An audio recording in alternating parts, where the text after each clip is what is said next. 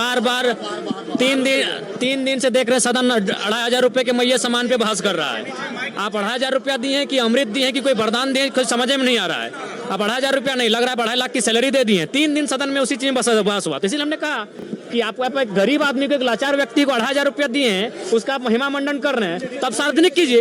और सार्वजनिक नहीं, हमने कहा कि अगर सच में 2,500 रुपये सम्मान है तो बस की सुविधा हो। जितने भी विधायक है वो रांची अपने आवास आएंगे, आवास नहीं क्वार्टर मिले, उस क्वार्टर में रात को आएंगे और सुबह बस की सुविधा से माननीय विधानसभा में आएंगे।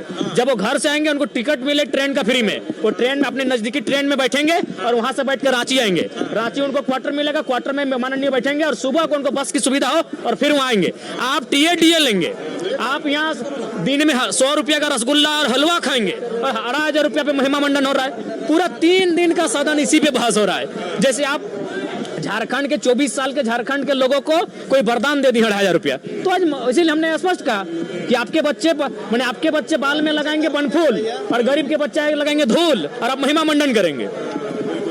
गलत बात है। जवाब किसमें है? जो जयराम महतो के सवाल का जवाब दे सके, दे करे सार्वजनिक करे। तमाम 12 के 12 मंत्री पहले सार्वजनिक करे कि उनका बेटा उनकी बेटी कौन स्कूल में पढ़ते हैं, उनका फी क्या है, करे सार्वजनिक।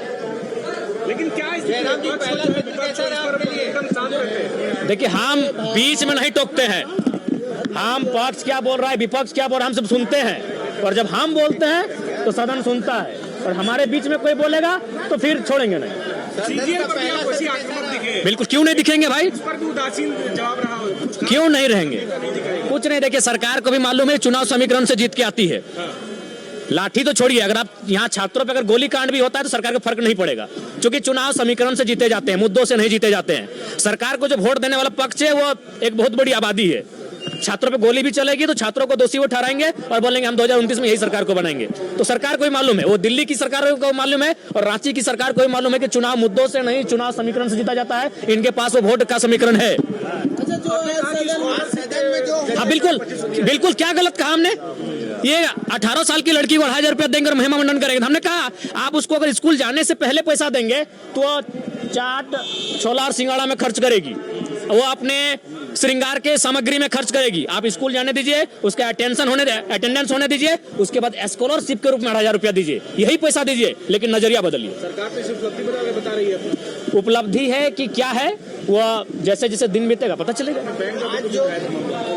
अरे यादव को तो मालूम ही नहीं चला कि हम कौन सा मुद्दा उठाए हैं, इसीलिए बोल रहे थे मैक्सिमम पढ़े लिखे छात्र विधायकों को भेजिए। यादव को मालूम है नहीं कि हमने कौन सा मामला उठाया, सीडी रेशियो क्या है, इनको आधो को मालूम नहीं है। बिल्कुल, देखिए वो मामला ये है क्रेडिट एंड डिपॉजिट। उसका मतलब है कि हमारे राज्य की जो बैंक हैं वो बहुत ज्यादा पैसा पड़ोसी राज्य के बैंकों को ट्रांसफर करती है, और क्या होता है हमारे राज्य के लोग ग्रसित हैं, शोषित हैं, और सबसे मजेदार बात मुख्यमंत्री उनके अध्यक्ष होते हैं। तो भाई उन पैसों को अगर आप अपने पास रखेंगे तो आप युवाओं को लोन दीजिए, आप किसानों को लोन दीजिए, आप महिलाओं को लोन दीजिए और उनको आत्मनिर्भर बनाइए। और आरबीआई का गाइडलाइन कहता है कि 70% तक होना चाहिए। झारखंड का 36% है, बाकी जो स्टेट है वो 100% के आसपास हैं। तो आप तुलनात्मक अध्ययन में देखिए कि आप कितने पीछे हैं इन विषयों में। जयराम जी, आपने जो बच्चों वाला सवाल उठाया उस पर उनको तकलीफ हुई होगी, आपने कहा कि जांच होनी चाहिए। बिल्कुल, क्या तकलीफ भाई? 81 ज्यादा कि 3.25 करोड़ ज्यादा? 81 के बच्चों पे हमने सवाल उठाया, आपकी हालत खराब हो गई। और 3.5 करोड़ के बच्चे कहाँ हैं?